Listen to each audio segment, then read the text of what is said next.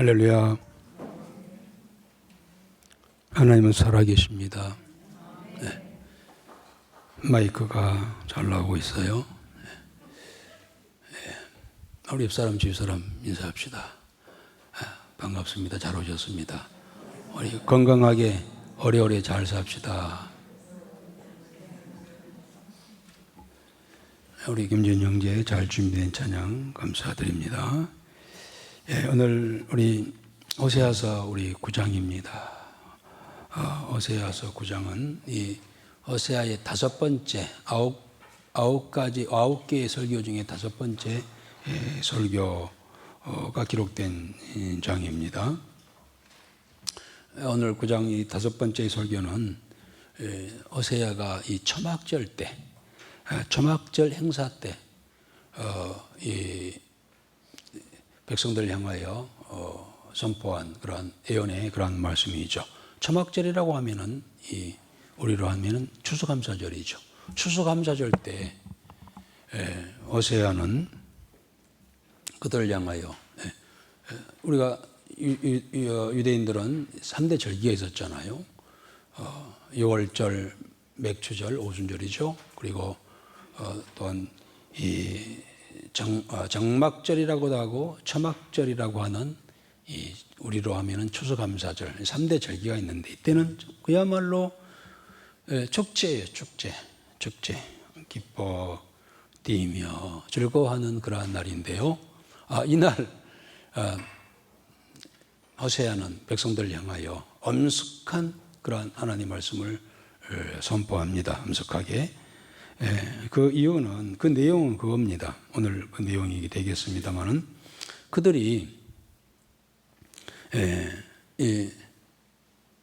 이 추수감사절 때 얼마나 오곡이 익어서 풍성한 계절이었습니까? 그런데 그 풍요로운 날에 그들은 이 풍요로움이 바알에서부터 왔다. 바알 신을 우리가 잘 섬겨서 그 바알이 우리에게 풍성함을 주었다. 라고 하면서 그날 이 바알 앞에 바알을 숭배하고 그리고 이 바알 숭배의 특징이 뭡니까? 음란이죠. 음행과 음란이죠. 축제의 마지막은 아주 음란한 그러한 행위들을 하는 것이 바로 이 바알 우상을 섬기는 자들의 그런 모습입니다. 그래서 거기에 대한 호세아는 단호하게 여기에는 분명히 하나님의 심판이 있다라는 이야기를 하면서 늘 오늘 함께 1절 읽었잖아요. 기뻐하지 말아라 라고 하면서 추수의 기쁨도 빼앗고 그리고 계속된 내용 속에는 이 축복의 땅, 하나님께 축복하셔서 이 땅을 통하여서 풍요로움을 주셨음에도 불구하고 하나님을 외면하고 버리고 배은 망덕이죠. 바알 우상을 섬기면서 이렇게 하는 그들을 향하여 선포하는 그런 내용이죠. 반드시 너희들은 이 가나안 땅에서 쫓겨날 것이다 라는 이야기를 하고 있습니다. 그 이유는 우리가 본문에 뒤에 나옵니다만은 더욱 이렇게 하도록 더 부채질하는 거짓 선지자들이 있었어요. 종교의 타락이죠. 거짓 선지자들의 종교 지도자들의 타락이라고 할 수가 있습니다. 또 물론 반면에 참된 선지자들을 핍박하는 백성들의 모습도 나오고 있지요. 그래서 이로 인하여서 나타날 하나님의 재앙이 극심할 것에 대한 이야기를 하고 있습니다. 우리가 이미 지난주 7장에서도 호세아는 그들에게 이스라엘 백성들이 지은 범죄를 조목조목 한 6가지 이렇게 조목조목 지적하면서 그렇게 지적을 했잖아요.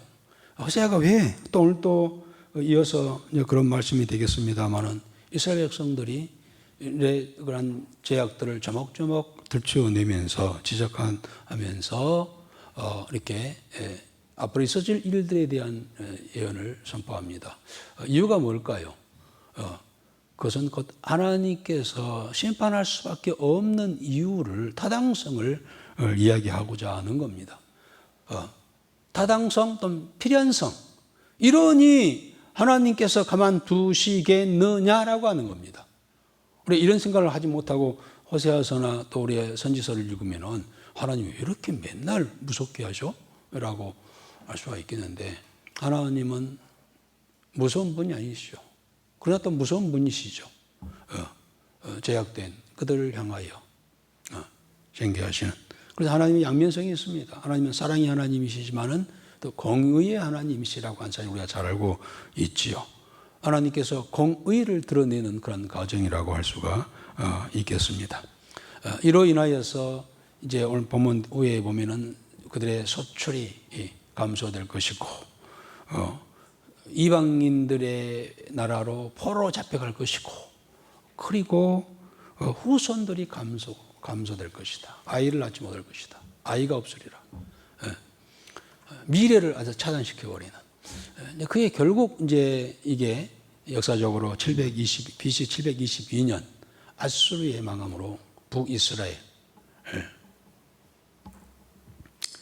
에브라임이라고 하는 이 북이스라엘은 완전히 다 흩어져 버리고 사라지고 말지요. 자, 이러한 일이 있기 전에 하나님께서는 호세아를 통하여서 그런 일이 있을 거라고 하는 이야기를 이렇게 하십니다. 그리고 이렇게 예언적인 이런 말씀을 하신 이유가 뭘까요? 그러니 좀 길을 열어 듣고 좀 깨닫고 돌아오라 라고 하는 겁니다.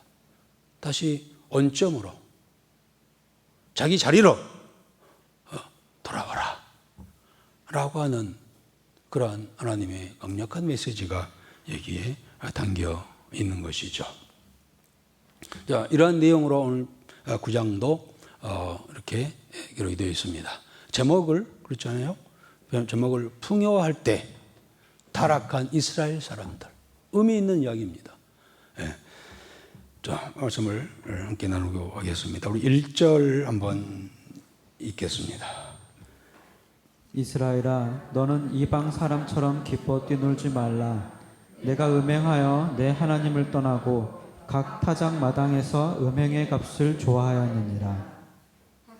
예, 그렇습니다. 1절에 지금 무슨 날이라고요? 타작 마당에 있는 그들입니다. 추수감사절 때, 초막절이죠. 초막절 행사 때에 이 호세아가 백성들을 향하여 선포합니다. 기뻐 뛰놀지 말라. 네가 음행하여 너 하나님을 떠나고 타작마당에서 음행의 값을 좋아하느니라 라고 이렇게 말씀을 하고 있습니다. 말씀드린 것처럼 그들은 이 추수감사절 때 이 모든 풍성함은 바알신이 우리에게 주었다 라고 하면서 바알신을 섬기고 타작마당에서도 그러한 우상을 섬기는 행위를 했다는 거예요. 우리 그렇잖아요. 앞으로 성탄절, 우리가 이번 올해 성탄절은 전도 축제의 날로 우리 정했습니다만은 사실 1년 중에 가장 세상적으로 범죄를 많이 하는 날이 어떤 날인지 아세요? 바로 성탄절이에요.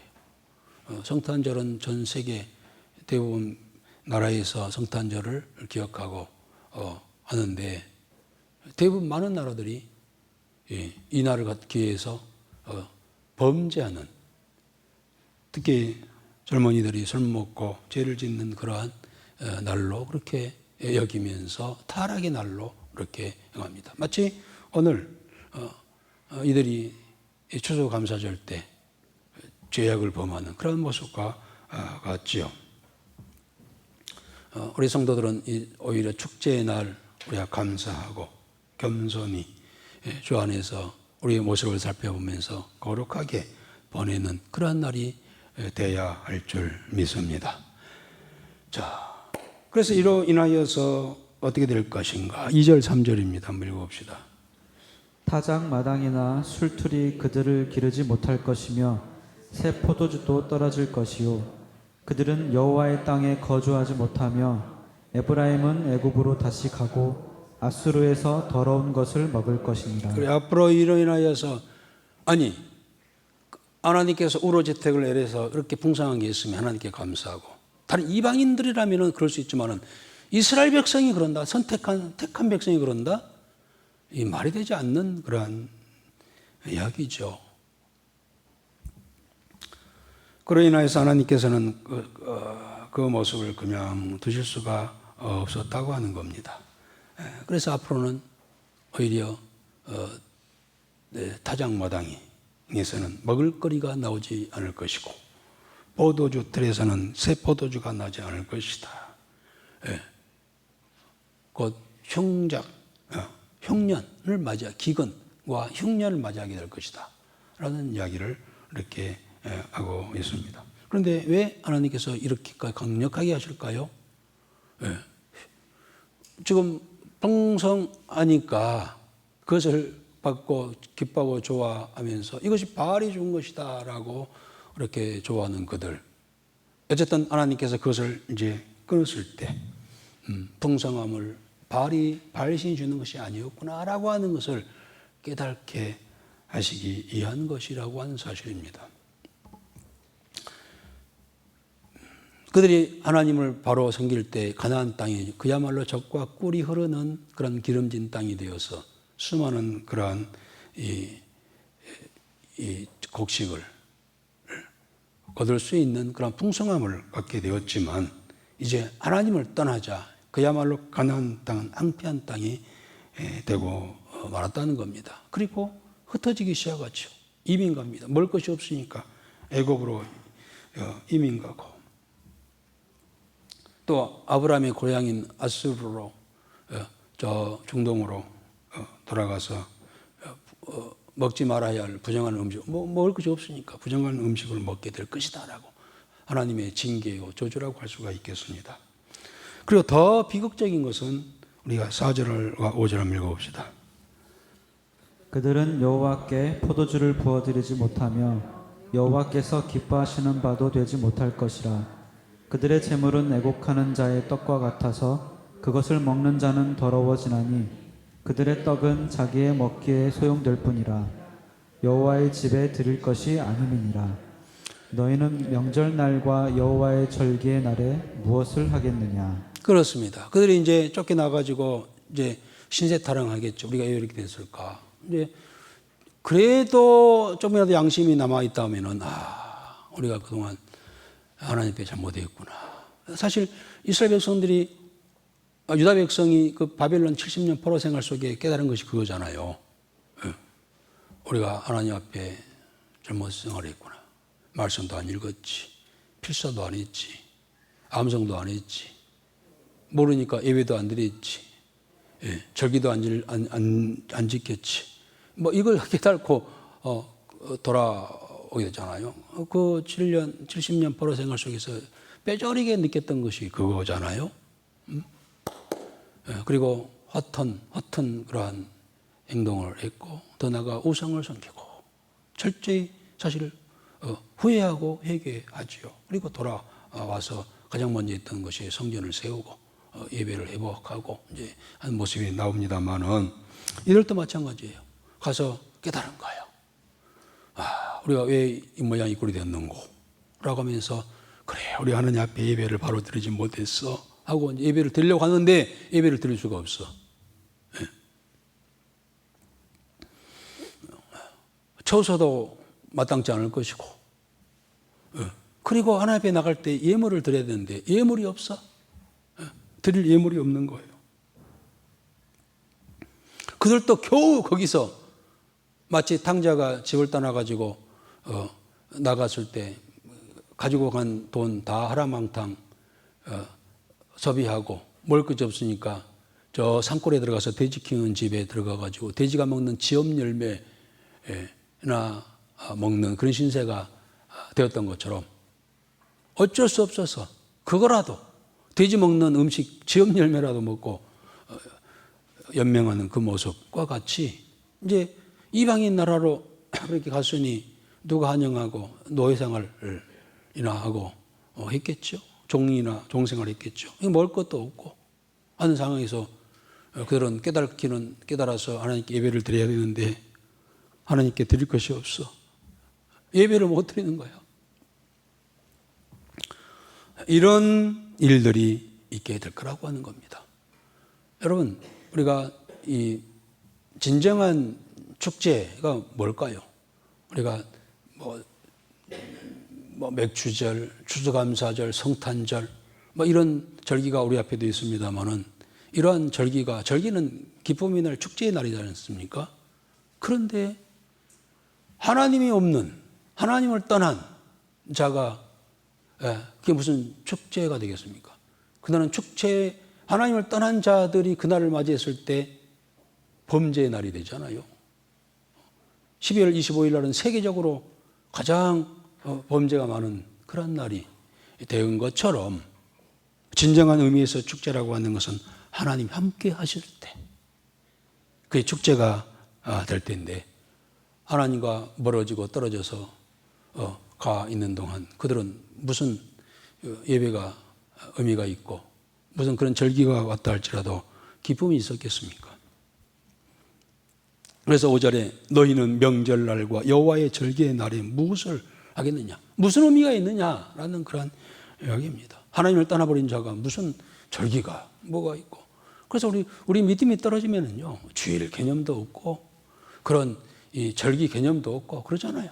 그냥 지나가다가 그냥 한번 교회 나와서 예배 보고 이 정도지 믿음이 떠나버리고 하나님의 그 임생 속에 떠나버리면은요 그런 게 의미가 없게 되어버린 거예요.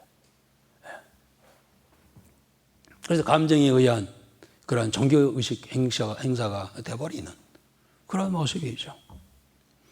그들 또 이제 이방의 나라 같지만은 그들 마음속에 삶 속에 하나님이 없으니 명절이 돌아와도 주일이 돌아와도 의미가 없는 거예요. 또 가고자 하는 그런 마음은 있으나 드릴 수 있는 환경도 안 되고 하나님 예물을 드리려고 하지만은 너무나 공색해서 드릴 것이 없게 되는 하나님과의 그 관계성이 끊어져 버리니까 모든 생활이 뒤죽박죽 되어버리는 그러한 모습인 것을 우리에게 보여주고 있습니다. 계속해서 그 애굽에 가가지고 어떻게 될 것인가 6절, 7절 한번 읽어봅시다.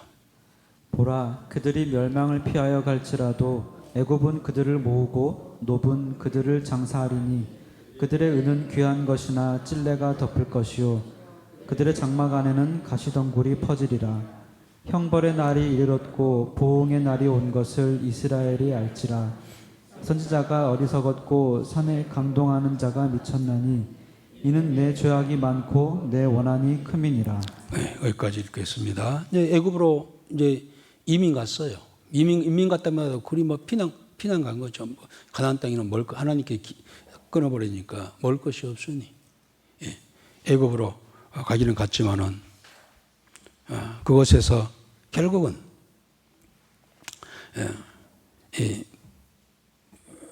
그들의 삶이 그 애굽에서 그 땅에 묻히는 돌아오지 못하고 땅에 묻히는 그런 신세가 되고 가지고 간 그런 은금은 이 잡초 속에 묻혀버릴 것이고 그리고 그들이 사는 곳은 가시덤불로 덮일 것이다. 다시 말하면은 먹을 것을 찾아 이방인 나라 갔지만은 결국은 쓸쓸한 치유를 맞게 될 거라고 하는 것을 말씀을 하고 있습니다. 그 이유가 이제 7절 이후부터는 그 이유에 대한 이야기를 하고 있어요. 다시 한번 우리 7절 중간 아까 선지자가 어리석었고 신의 감동하는 자가 미쳤나니 이제 여기부터 다시 한번 읽어봅시다. 8절까지. 선지자가 어리석었고 신에 감동하는 자가 미쳤나니 이는 내 죄악이 많고 내 원한이 큼이니라. 에브라임은 나의 하나님과 함께 한 파수꾼이며 선지자는 모든 길에 친 새 잡는 자의 그물과 같고 그의 하나님의 전에는 원한이 있도다. 그렇습니다. 이 말씀은 이제 한 복선이 있어요. 두 가지 의미를 가지고 해석할 수가 있습니다. 7절 중간에 보면은 선지자가 어리석었고 신의 감동하는 자가 미쳤다.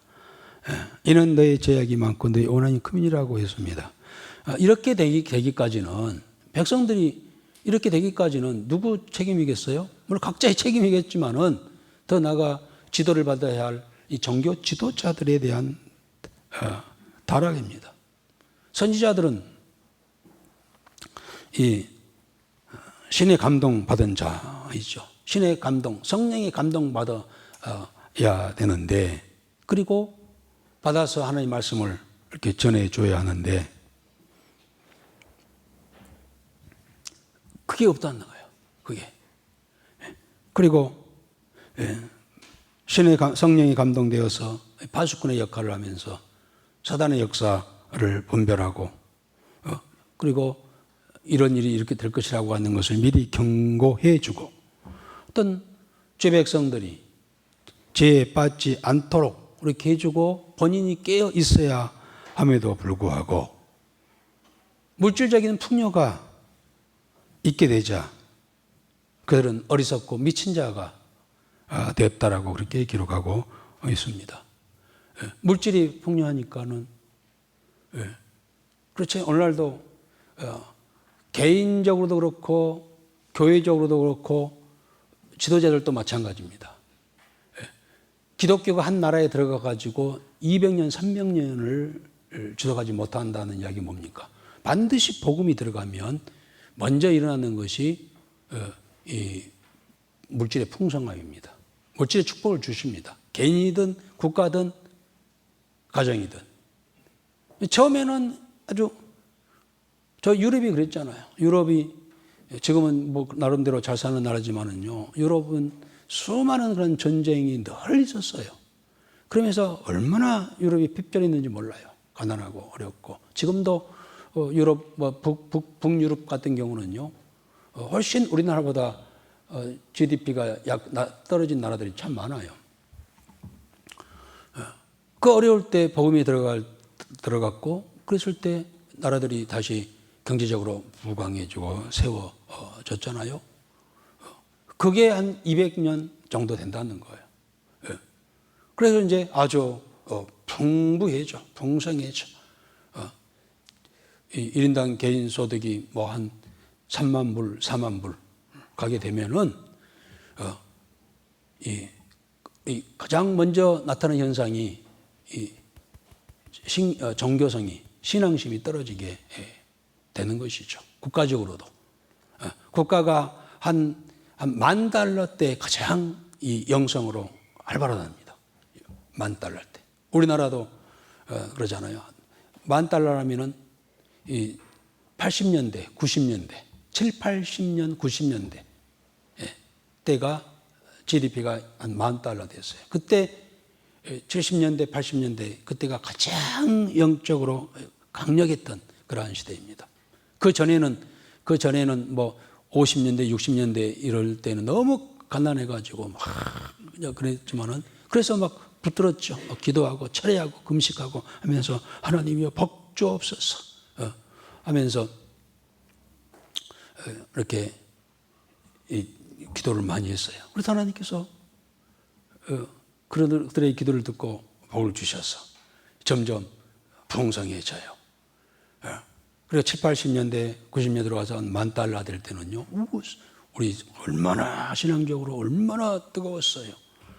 그런데 $20,000, 이제 $30,000 되면서 서서히 신앙이 식어져요.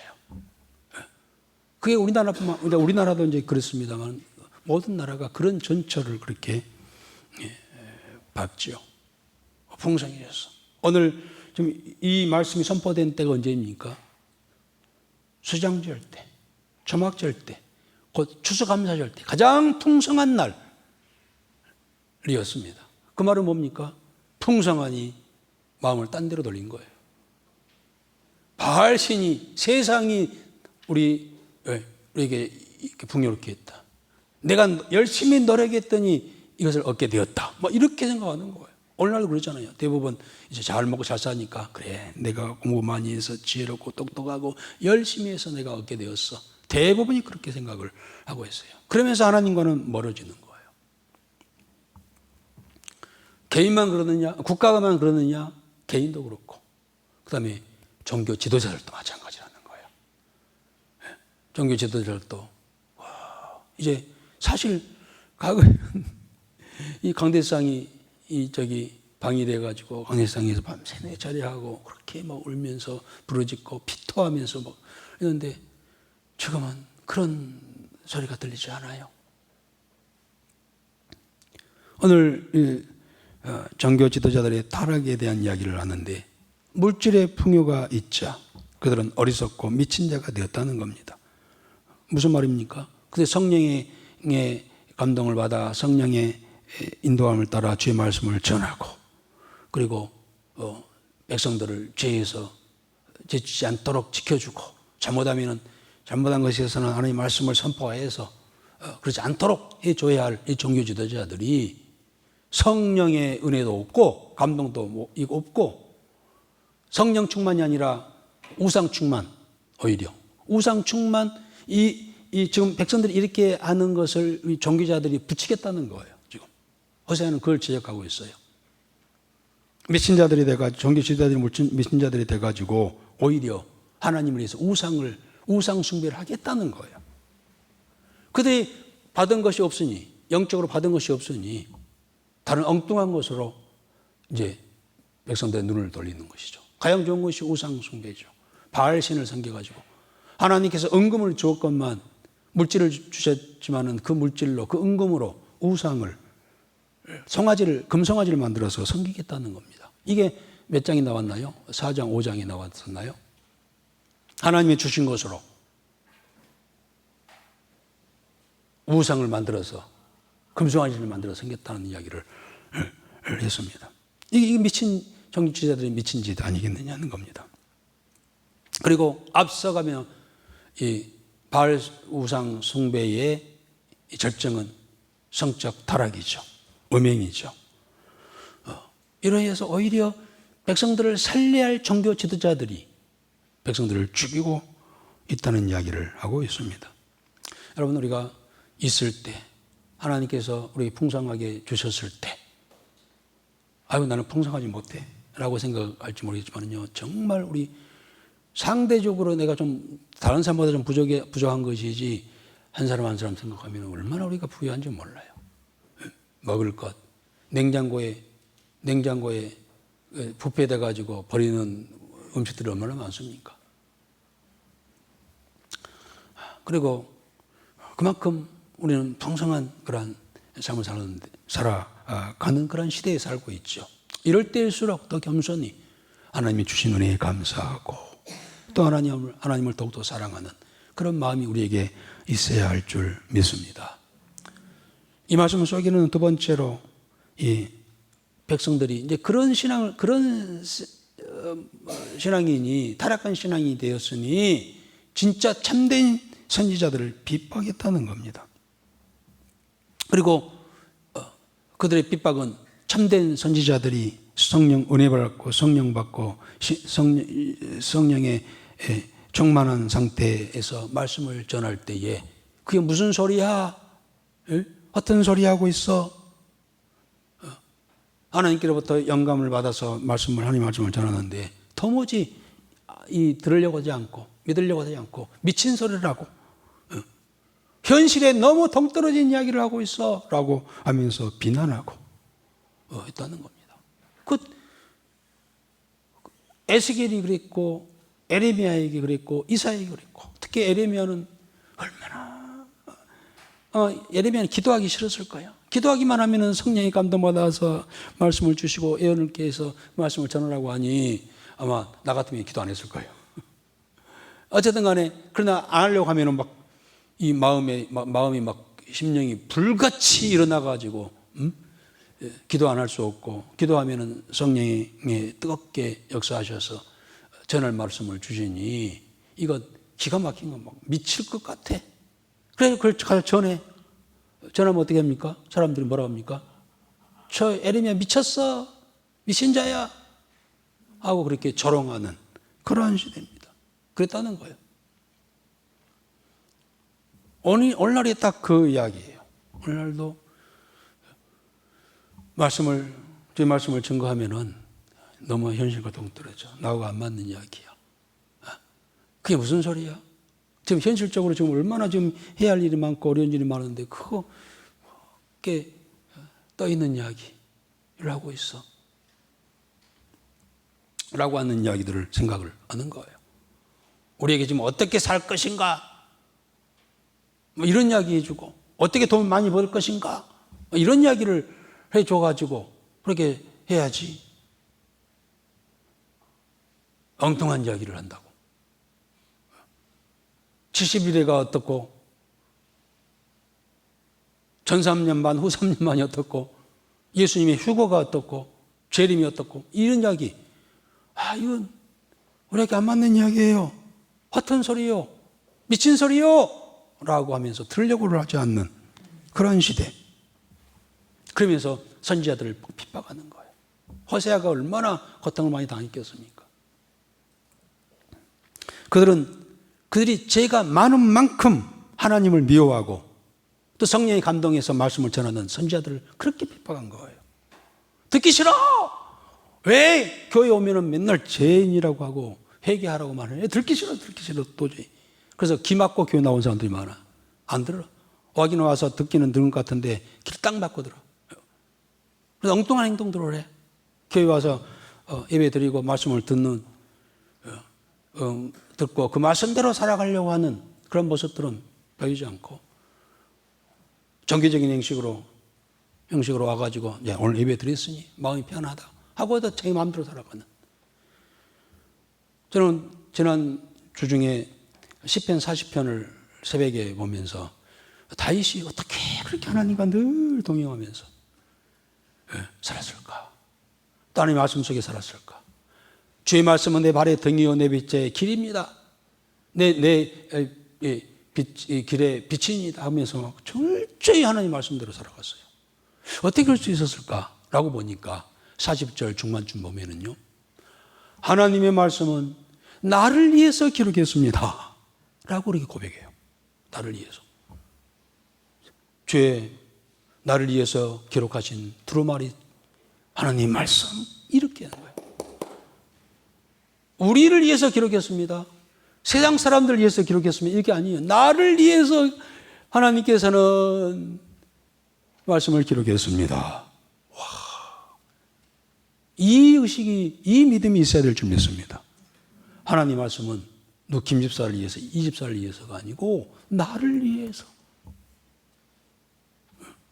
그래서 나를 위해서 기록했다면 내가 이 말씀대로 적용해서 살아가야죠.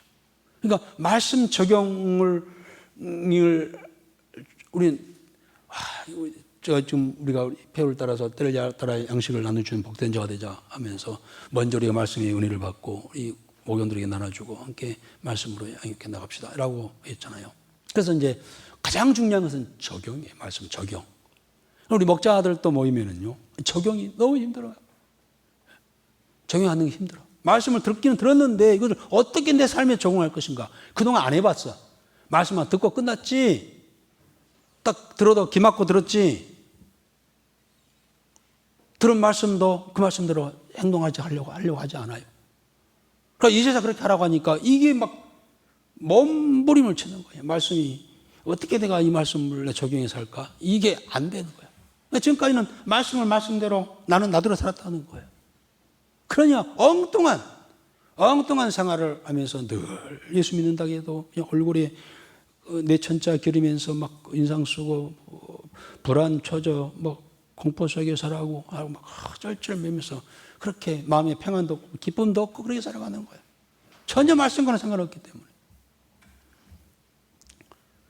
그런데 이제 그러나 다윗은 두루마리 성경책은 나를 위해서 기록했습니다. 라고 고백해요.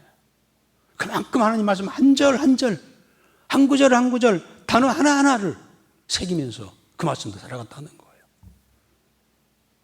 여러분 우리가 신앙생활하고 성경 말씀 읽고 듣고 뭐 필기하고 필사하고 암송하고 이게 이것 물론 중요하죠. 왜 중요할까요? 이대로 살기 위해서 중요한 거예요. 필사를 했고 암송해서 했다 할지라도 그대로 살지 않는다고 한다면 아무런 의미가 없는 거예요. 고생하는 것이지. 제가 요즘에 여호사를 쓰면서 이제 마치 다 썼습니다만은 참 힘들잖아요. 23장, 24장 얼마나 한 절이 얼마나 긴지 그걸 쓰면서 힘들다. 내가 왜 이걸 쓰고 있지? 이런 생각이 들 때가 있어요. 이 말씀이 내게 삶이 되어서 그게 내 삶이 되지 않는다고 한다면 이 말씀이 이 쓰는 게 무슨 의미가 있어? 라는 생각이 막 반짝반짝 들기도 해요. 그렇습니다. 우리가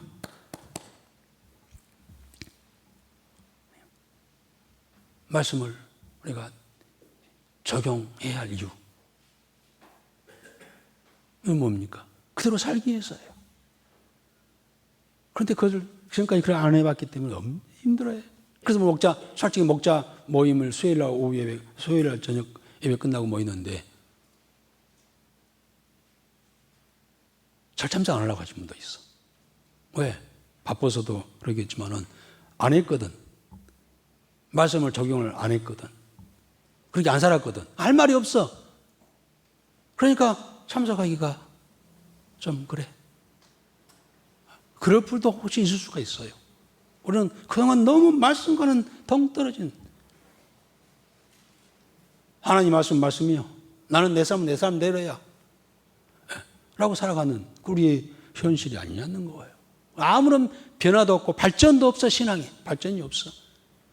딱 기막고 신앙생활 하는데 말씀을 듣는데 말씀이 들어옵니까? 들어왔다 할지라도 그대로 적용하여 그대로 살지 않으니 무슨 변화가 있고 무슨 은혜가 있고 무슨 역사가 일어나고 무슨 기적이 일어납니까?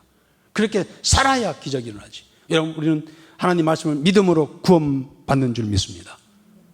그러나 행함으로 축복받아요. 이걸 알아야 돼요.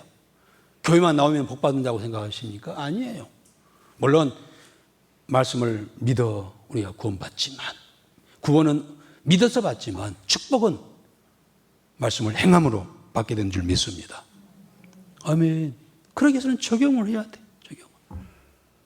따로따로 살아가니 죄만 더 많이 져요. 그래가지고 교회 오는 것이 너무 두려워. 또 교회 가면 또 죄 지적하고 또 회개하라고 하는데 그동안 나대로 살았으니 얼마나 지금 제가 또 일주일 사는 것만큼 또 쌓였잖아요.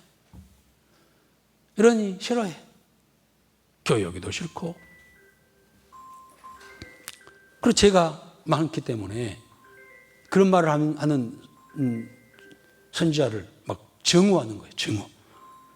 미친 자라고 막 그렇게 하는 거예요.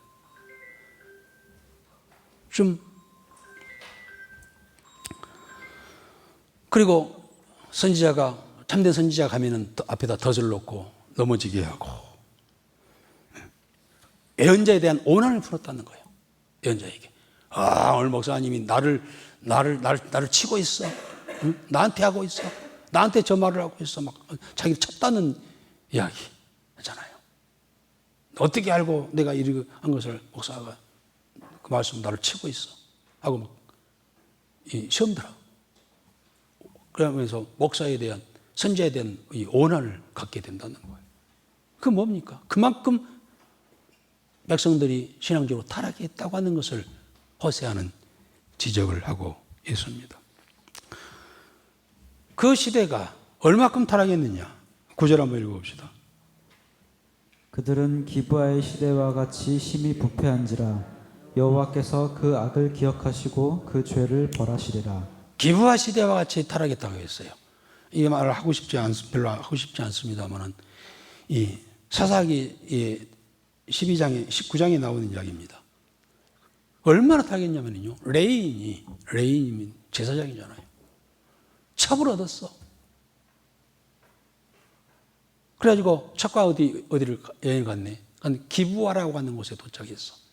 거기서 이제 잠을 자려고 하는데 동네 사람들이 막 쳐들어와가지고 이 레인을 남자를 막 끌고 가려고 하는 거예요.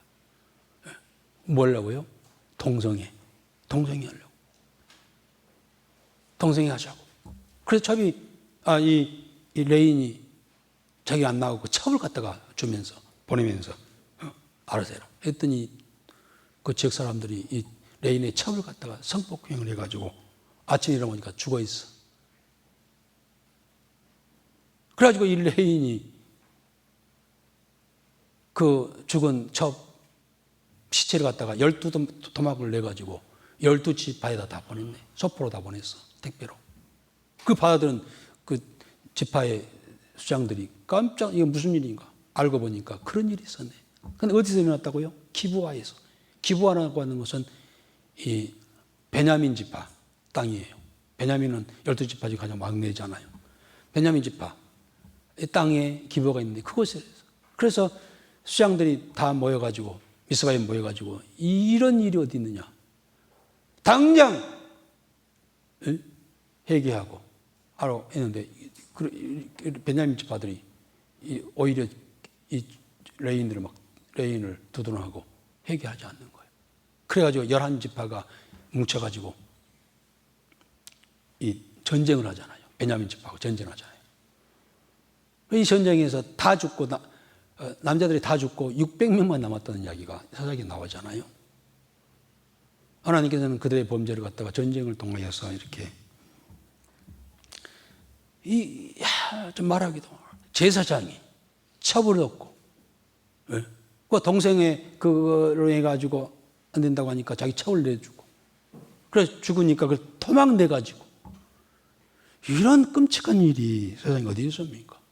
그런데 이 이야기가 이러한 타락이 지금 호세아 시대, 지금 이 시대가 그런 시대가 아니냐라고 생각합니다. 그런데요, 저는 호세아 시대, 기브아 시대, 사사기 시대, 호세아 시대보다도 이 시대가 더 타락한, 우리가 다 감춰 있고 덮어 있기 때문에 그렇지 얼마나 타락한 그런 세대인지 몰라요. 이로 인하여서 10절부터 17절까지는 하나님께서 징계를 또 조목조목 내립니다. 그들의 자손이 소멸되고 열방에 다 흩어져 가지고 유리방황하는 그런 자가 될 것이다 라는 이야기를 호세아를 통하여서 이야기합니다. 우리 10절 읽어보겠습니다.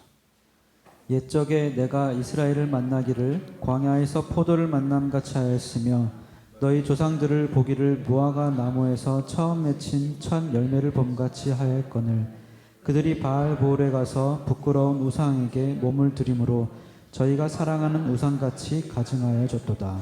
하나님께서 속상한 마음을 그대로 이야기하시는 겁니다. 처음 이스라엘 백성을 만났을 때는요, 갈증이 있을 때 광야를 지나가는 과정에서 갈증이 났는데 보니까 포도가 열렸어. 얼마나 좋았겠어요. 그리고 배가 고팠는데 무화과 열매가 딱 있네. 얼마나 좋았어요. 그토록 그런 마음, 그렇게 좋을 정도로 이스라엘 백성들을 보니까 너무 좋았어. 그 조상 누구요? 아브라함을 봤을 때 마음을 시원케 해줄 만한 그런 자라고 생각하고 이 열국의 백성들을 어떻게 구원할까? 그래, 저 아브라함을 통하여서 그 자손과 후손들을 통하여서 내가 열국을 구원하자, 복되게 하자라고 선택했다는 겁니다.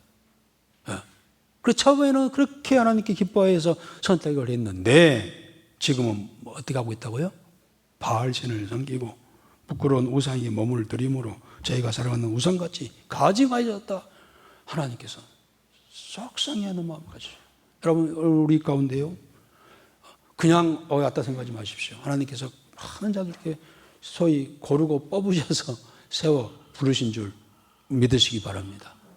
저 사람만 있으면 저 사람과 통하여서 내가 내 일을 할 수 있겠어, 라고 생각하고 불렀어. 그런데 하는 짓들이 엉뚱한 행동을 하고 있다 하면 하나님 얼마나 서운하시겠어요.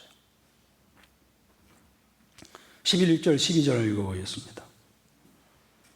에브라임의 영광이 새같이 날아가리니 해산하는 것이나 아이 베는 것이나 임신하는 것이 없으리라. 혹 그들이 자식을 기를지라도 내가 그 자식을 없이 하여 한 사람도 남기지 아니할 것이라. 내가 그들을 떠나는 때에는 그들에게 화가 미치리로다. 그렇습니다. 에브라임이 누굽니까? 북이스라엘 백성들을 대표하는 상징적인 이름이기입니다만은 에브라임은 요셉의 두 아들, 큰 아들이 므낫세고 둘째 아들이 에브라임이잖아요. 창세기 41장에 보면은 이 에브라임을 갖다가요, 이 이름을 에브라임이라고 지었어요. 에브라임이란 말은 이 장성이다, 장성, 번성. 예. 그래가지고 어떤 면에서 가장 이 요셉은 두 지파를 얻은 중에 그 중에 또 둘째 아들이 므낫세가 있고 이 에브라임이 있는데 에브라임 가장 막내라고 할 수 있어. 어떤 면은 이를 갖다가 이 참 대표로 세울 만큼 기대하고 장성케 하리라고 그렇게 약속을 했는데 그러한 북이스라엘이 이 모양 이 꼴이니 장성은 번영은커녕 내가 다 이제 해사는 것도 없게 될 것이고 아이 뵙는 것도 없을 것이고 임신하는 것도 없고 할 것이라는 것을 이야기하고 있어요. 완전히 대를 끊어버리는 미래가 없는, 그리고 그 에브라임이라고 하는 그 영광을 가졌지만은 그 영광이 새처럼 날아가 버리는, 영광이 사라져 버리는 그러한 결과를 가지게 하겠다고 그렇게 말씀합니다. 물론 이것이 결국은 BC 722년에 아수르에 망하면서 완전 대가 끊어지고 미래와 소망이 다 단절돼 버리는 그런 역사적인 이야기로 이어지고 있겠습니다만은 그 이야기를 예언을 합니다. 이렇게 예언을 하고 있습니다.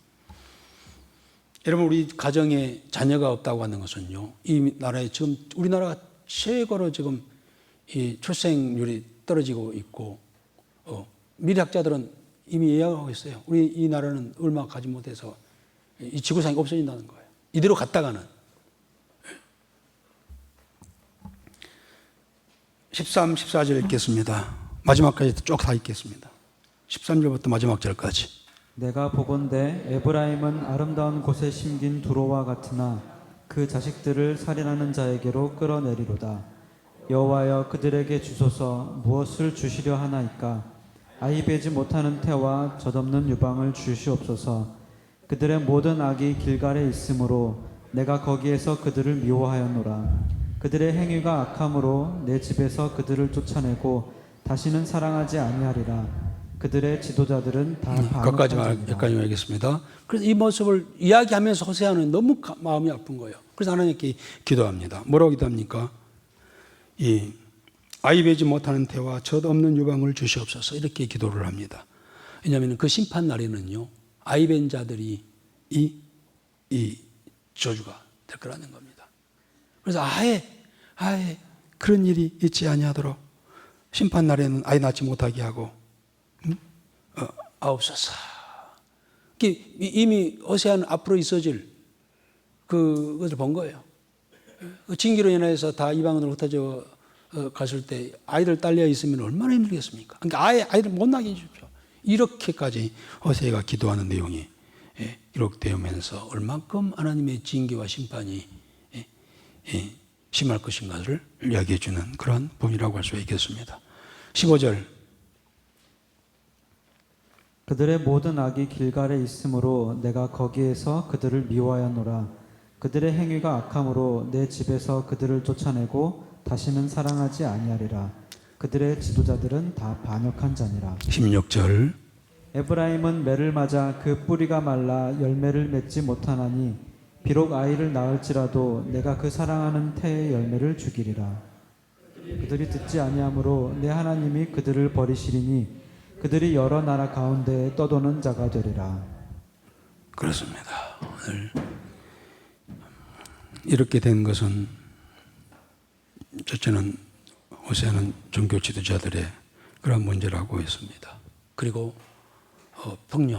폭력할 때 더 겸손히, 더 감사하며 주신 은혜에 감사하여 하나님께 더 사랑하고 해야 될 텐데 그렇지 못한 그들, 또 백성들은 듣기 좋아하는 말만 구하고 성령의 감동에서 하나님의 말씀을 전하면 미친 자라고 이렇게 지적하고 그 앞에 올무를 놓고 핍박하는 그러한 모습들이 결국 이러한 징계를 가지게 되었다고 하는 것을 우리가 기억하면서 오늘 우리가 내가 하나님 앞에 어떤 자라 어떤 모습으로 서 있는지 내게 주어진 모든 것들이 하나님께서 주셨다고 하는 것을 기억하면서 풍요할 때 있을 때 하나님을 더 가까이 나아가 감사하고 사랑하는 그런 마음을 가질 수 있는 우리 모두가 되어지기를 주의 이름으로 권합니다. 아버지 하나님이 오늘 밤에도 오늘 호세아서 9장을 통하여서 그 시대, 앞으로 있었을 이스라엘의 미래에 대한 예언을 하고 있었는데 극히 입에 담기 힘들 정도로 그들의 하나님 앞에서의 범죄함은 극악 무도한 그러한 모습이었음을 우리가 보나이다. 하나님이 그들을 징계하지 아니할 수 없는 당위성을 말씀을 하셨사온데 이 모습이 우리의 모습은 아닌지 살펴보게 하옵시고 말씀드리면서 부딪힌 법은 깨달아져 있는 법은 교훈받은 것을 가지고 다시 한번 우리의 삶을 다시 한번 재정리하고 남은 삶 하나님 앞에서 원하시는 삶을 따라 살아가기를 다짐할 수 있는 우리 모든 성도들이 되게 하여 주옵소서. 예수님의 이름으로 기도하옵나이다. 아멘.